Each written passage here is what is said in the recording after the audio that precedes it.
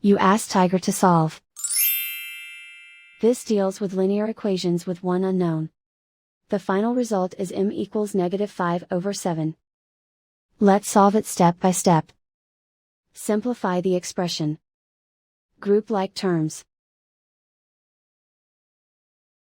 Simplify the arithmetic. Group all constants on the right side of the equation. Subtract 5 from both sides. Simplify the arithmetic.